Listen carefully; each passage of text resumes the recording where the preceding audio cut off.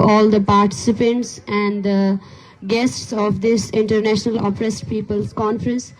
I am really sorry to all the guests who have been faced problems and been threatened by the ICT police, and the media is also prevented to come and give coverage to the conference. What happens here today is evident that what has been happening in Balochistan from the last 75 years. If you want to know what's happening in Balochistan, trace out from the day first one, from the day when Baloch, a young man, was presented in the court, firstly abducted and then presented in the court, then his mutilated body was found. And from 23rd November till this day, 21st of January, every single day is evidence of state atrocities, state genocidal policies. It would be not fair if I won't thank all of the participants and especially all of the male organizers and fellows of this movement who have been facing continuous threats. The police is threatening them in front of all of the cameras, and all the female organizers who have made this march happen. Thank you very much, and this movement is, the success of this movement is on you and on all of the mothers who have came from far-flung regions of Balochistan. Honorable guests, speakers and participants, I sincerely appreciate you attending the International Oppressed People Conference today. Gentlemen, our gathering underscores a shared concern, the violation of fundamental human rights and the prevalence of state violence worldwide. While our focal point involves the challenges faced by the Baloch people, it also extends to a broader context, encapsulating all individuals who find themselves subject to oppression and brutality. Over the past 75 years, Balochistan has endured persistent struggle against oppression. This conference seeks to cultivate shared understanding among oppressed nations globally and to initiate collaborative efforts at the international level to combat various forms of injustices. We firmly believe that the unity and harmony of oppressed nations worldwide are imperative. The strength of our collective voice lies in our ability to unite and stand together. With this common struggle, our voices can be heard in adversity. Today's conference is not a mere gathering, but a platform for the oppressed to stand united against injustices together. Together we can amplify our voices, advocate for universal respect and fairness, and create a world where human dignity is upheld for all. Honorable guests, I urge your undivided attention to convey our people's pain, sufferings and voices to all of you. When we use the term Baloch genocide, we are often told that it is an exaggerated expression and that there is no genocide in Balochistan.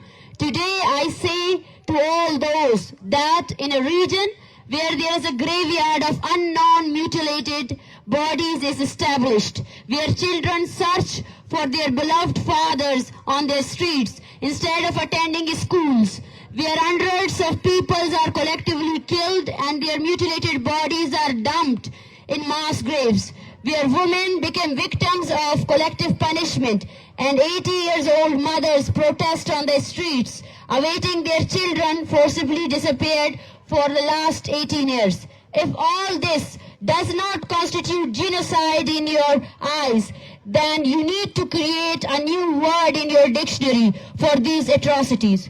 Balochistan is currently witnessing military operations, enforced disappearances, extrajudicial killings, and forced displacements, which are affecting thousands of lives. While I wish to present the painful stories of every family and individual in Balochistan, it is impossible to share thousands of painful stories in this brief speech. Hence, I will highlight major oppressive incidents in Balochistan. In January 2014, 2 mass graves were discovered in Tutak area of Guzdar, district Balochistan. According to human rights organization, there were approximately 169 mutilated bodies, with only 2 of them have been identified. They were those who have been previously forcibly disappeared. The rest of the bodies were unrecognizable. Ponder upon them, the massacre of Baloch people in Balochistan has been normalized. Considering these 169 were not animals but human beings, imagine the pain with which they were killed and dumped into mass graves, providing a glimpse into the dire situation faced by the Baloch nation in their homeland, Balochistan. For those who believe that human rights violations in Balochistan are confined to enforced disappearances, I draw their attention to another painful problem that is also created by the violent state. Thousands of people of Balochistan have been forcibly disappeared from their hometowns in Balochistan. Forced displacement started after the military operations in 1973, but large scale of incidents escalated after 2005. During the 2005 military operations, many peoples, including areas like Dera Bukti, Kolu, Kahan, Avaran, Kolwa, Mashke, Jau, Balgatar, Shapuk and Dasht. These forced displaced families are now living in the worst situation in different areas of Balochistan, including interior Sindh, Karachi, Iran, Afghanistan and other regions. Sadly, no human rights organization has adequately addressed the plight of these thousands of peoples. In Balochistan, there are thousands of families whose family members have been enforcedly disappeared. And I think I don't need to provide any reference or evidence for this, because today in this conference, there are dozens of families before you whose loved ones have been enforcedly disappeared. Many families present here have relatives who have been enforcedly disappeared for more than 15 or 20 years. Even today, the number of victims of forcibly disappear is in the thousands. And the most crucial aspect is that the person who is enforcedly disappeared not only endures difficulties, but the entire family of this person suffers for years. The thousands of families before you serves as an example of this. And they are witnesses of state barbarism. We traveled from Turbat to Islamabad to show you your state atrocities. And they will haunt you until you live there. They will haunt you. One day we will go to our homeland. But remember this, these women holding the pictures of their loved one will haunt you forever. That what you have done to their homeland, what you have given them in the name of your so-called developmental projects, in the name of your so-called state, what you have given them. Here in this conference, there are people whose loved ones were extrajudicially killed. Notably figures like Mama Kadir Baloch, a senior human rights activist, experienced the extrajudicial killing of his son Jalil Reki after his enforced disappearances. And also there is Baloch's mother, Baloch, who faced the same fate, being extrajudicially killed after his enforced disappearances. Even after being presented in court, I received the mutilated body of my father, Ghafar Lango, after 2 years of his enforced disappearances. Over the past 20 years, numerous military operations have been conducted in the name of security in areas like Dera Bukti, Kolu, Kahan, Avaran, Mashke, Jau, Tutak, Balgatar, Dasht, Bolan and many other areas. These operations resulted in the deaths of hundreds of innocent people, and thousands were displaced from their native villages and towns. Unfortunately, these operations continue to this day in different parts of Balochistan. Like still Pakistan wants to invade Balochistan, like still Pakistan wants to displace people in Balochistan. This was just a brief story of oppression in Balochistan. After hearing this account, I hope You will not say that the term genocide is exaggerated, but we will say that the genocide term is a small term. People around the world have to discover a new word that could fit what Baloch is suffering back in their homeland. Ladies and gentlemen, in this region where we reside, all oppressed nations including Pashtuns, Sindhis, Muhajirs, Hazara, Shias and Gilgitis are also victims of forced disappearances and extrajudicial killings.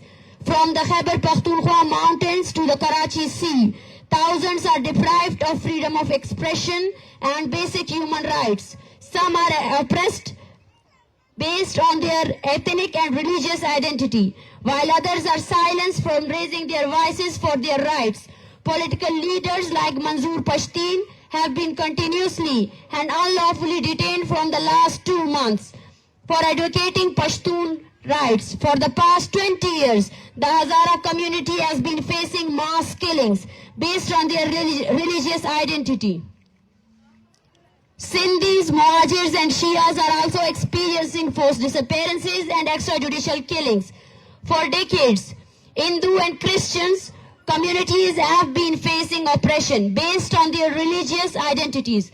Moreover, even the Punjab today, political activists and journalists have forcibly disappeared based on their political affiliations and freedom of expression. Yet today, we stand united with all the ongoing people's struggle in this region, whether it be the ongoing sit-in in Chaman or the ongoing protests in Gilgit-Baltistan. We stand in solidarity with Muhajirs, Sindhis, Hazaras, Pashtuns, Shias, Hindus, Christians and all oppressed communities and support their struggle. Moreover, today the people of Kurdistan, Palestine, Afghanistan and many other oppressed communities are facing oppression. We stand with the subjugated peoples of the world, and today there is a need for coordination among the movement of oppressed people, and we hope for a joint struggle between the subjugated nations of the world. Respected women, I extend my heartfelt appreciation to the women who have played a significant role in the movement of oppressed nations globally, including the ongoing struggle against Baloch genocide. I firmly believe that the involvement of women in any movement is crucial. Women constitute an integral part of our society, and their exclusion from any struggle based solely on gender is unjust. It is particularly important for women of subjugated nations to actively participate in the struggle, as they are subjected to extreme oppression. And without the participation of women, no struggle is efficient and no struggle is called people's struggle. The historic contribution of Baloch women in our ongoing long march against the Baloch genocide serves as an inspiration not only for the women in our region, but for the women across oppressed nations worldwide. I emphasize the utmost importance of a collective effort among women from all nations, including Kurdish women. I believe establishing a channel and a common platform for communication and joint struggle is desirable and necessary. Honorable human rights activists and journalists, I extend my utmost gratitude to all the human rights activists and journalists who have played a constructive role in this movement, becoming the voice for the voiceless. Simultaneously, we appeal to all those human rights organizations, journalists and human rights activists to stand in solidarity with the struggles of oppressed nations worldwide, including the Baloch nation, and amplify their voices. It is crucial to bring to this attention that state institutions are persistently employing force and violence in the ongoing movement against the Baloch genocide, adopting a consistently aggressive stance to suppress this movement. Despite these challenges, we remain steadfast, hoping to counter these violent attitudes with unwavering determination. In this challenging time, we seek your support and assistance and trust that you will stand by us and you will witness with us what state is doing. Ladies and gentlemen, this international conference of oppressed people aims to promote unity among oppressed peoples globally, including those in this region. We comprehend the global oppression faced by the oppressed people today. And to end this oppression, it is imperative to foster solidarity in the struggles of oppressed peoples worldwide, alongside those in this region. Finally, on behalf of the Baloch Yakjehti Committee, I express deep gratitude to the peoples of all oppressed nations, the honorable guests and speakers, and everyone who contributed to the success of this conference and also to the success of this movement, who are with us and who will be with us whenever we urge their support. Thank you very much.